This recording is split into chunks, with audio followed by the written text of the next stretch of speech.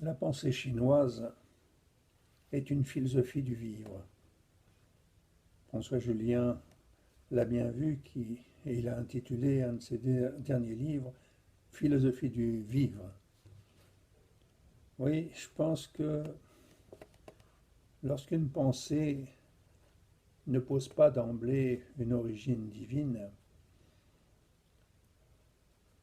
et pas plus d'ailleurs qu'une fin, il lui reste que l'entre-deux, c'est-à-dire comme seule réalité, c'est-à-dire ce qui existe, ce qui se développe, ce qui est de l'ordre d'un processus.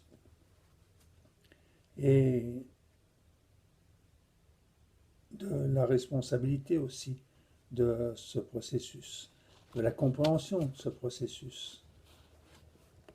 Essayer de s'y insérer le mieux possible, essayer de jouer son jeu au sein même de ce processus qui nous dépasse et, et qui nous prolonge.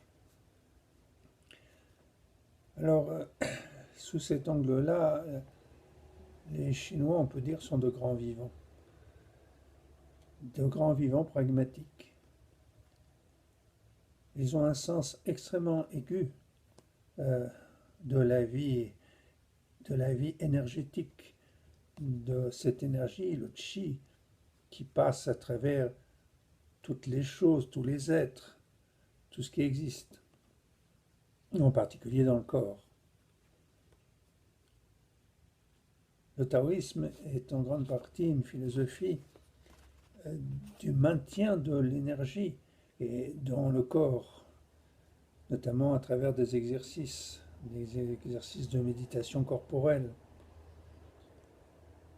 Le Qigong ou le Tai Chi sont deux exercices qui vont dans ce sens.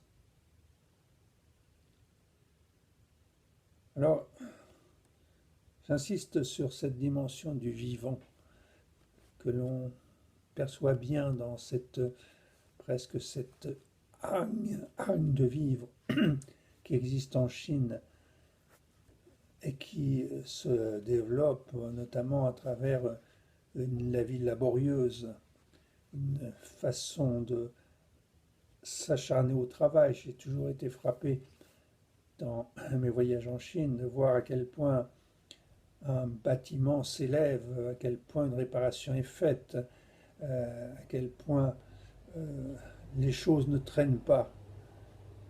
Oui, je crois qu'il y a quelque chose de cet ordre-là dans la pensée chinoise.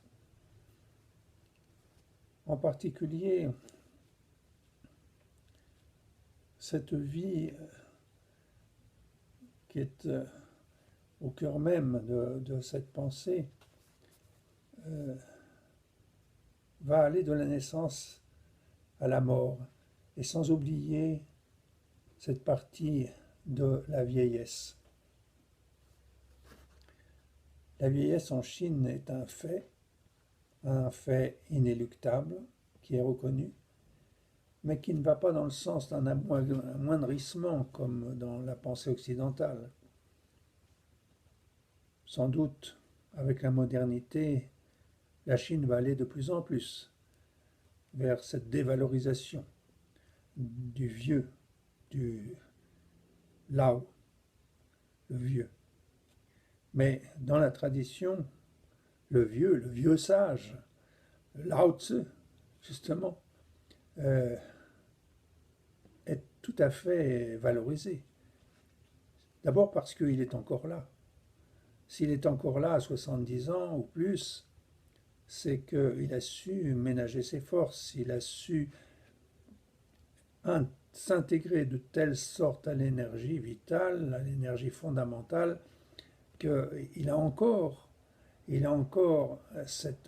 presque cette jeunesse au fond de lui. On m'a raconté l'histoire d'un Chinois cultivé qui avait, après sa retraite, déjà à l'âge de 60 ans, décidé de commencer le Qigong. Et il a fait avec une telle intensité, avec une telle présence, avec une telle énergie que au fur et à mesure qu'il vieillissait, dans les années, je veux dire, son corps rajeunissait. Et le corps qu'il avait à 70 ans ou plus, c'était un corps qui était celui qu'il avait à 50 ans.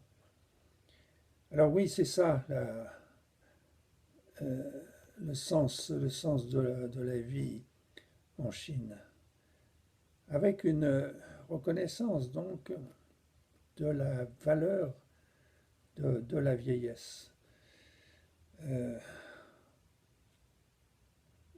le vieux, c'est pas celui qu'on met au rencard, c'est celui qui fait partie de la famille et qui est même très valorisé dans la famille, celui à qui on se confie, celui à qui on demande